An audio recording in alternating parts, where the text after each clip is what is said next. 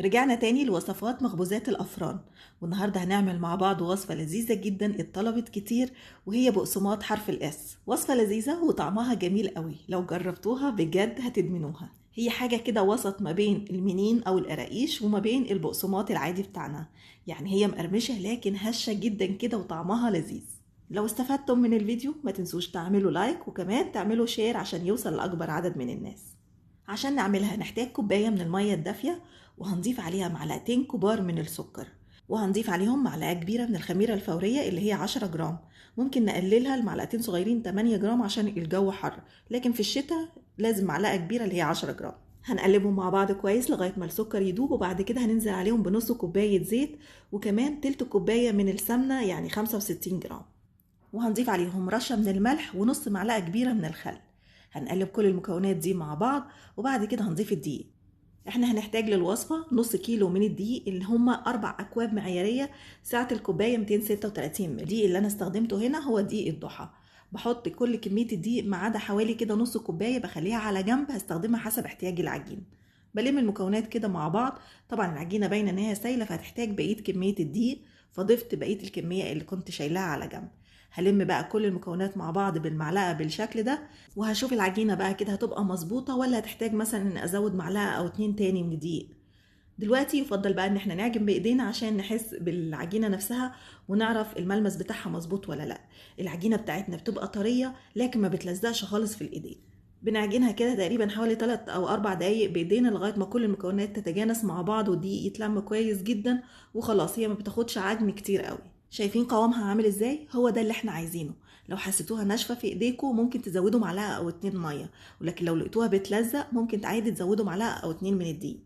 بنحطها كده على السطح اللي هنشتغل عليه وبنغطيها لمده 10 دقايق بس، بنريحها، احنا ما بنسيبهاش تخمر. في الوقت ده بنجيب كوبايه كبيره كده من السمسم يكون متحمص نص تحميصه، ونضيف عليه معلقه كبيره من السكر، وكمان معلقه كبيره او معلقه ونص من الزيت، وهنقلبهم كويس مع بعض عشان يبقوا عاملين زي الرمله المبلوله كده. اهم حاجه زي ما قلت لكم ان العجينه بنريحها 10 دقايق بس، او بعد كده نبدا نشكلها عشان ما تتعبناش في التشكيل. بنجيب الصاج اللي هنخبز فيه وبندهنه دهنه زيت خفيفه جدا. بالنسبه للتشكيل بناخد بقى حته صغيره كده من العجينه، وبعد كده نبدا نفردها رول. طبعا نحاول على قد ما نقدر ان الضغطه بتاعت ايدينا تبقى متساويه على قد ما نقدر يعني.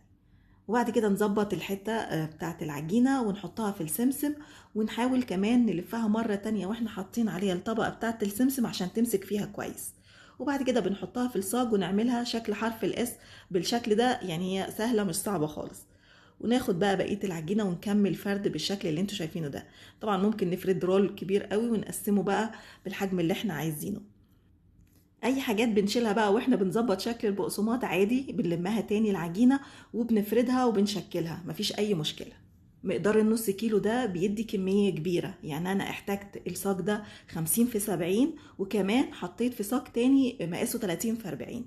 بالنسبة للتسوية، لو احنا هنخلص بسرعة التشكيل بتاع البقسماط بنسيبه ربع ساعة بعد ما بنخلص التشكيل، لكن لو خد مننا وقت يعني حوالي ربع ساعة كده او اكتر في التشكيل يبقى بعد ما بنخلص بنسيبه 5 دقايق بس. وبعد كده بندخله فرن. الفرن دي تكون سخنة على 160 لو الفرن بتاعتنا سخنة قوي، او 170 لو هي فرن عادية. بنحطه في الرف الوسطاني، بياخد تقريبا نص ساعة 25 دقيقة حسب الفرن بتاعتك. وفي الاخر ممكن نفتح من فوق الشواية شوية عشان ياخد لون من فوق. اهم حاجة ان الفرن ما تكونش عالية قوي عن 170 عشان البقسماط يقرمش كده معانا. بجد جميل جدا ويستاهل التجربة، حلوة قوي، بيبقى على الفطار او حتى في اي وقت كده مع كوباية حاجة سخنة يجنن. والطبقة الخارجية بتاعت السمسم اللي عليها السكر مديالها طعم كمان جميل جدا. جربوها وقولولي ايه رأيكم، وما تنسوش تبعتوا صور تطبيقاتكم على صفحتنا على الفيسبوك. وبالهنا والشفا مقدما لكل اللي هيجرب الوصفة، واشوفكم على خير الفيديو الجاي.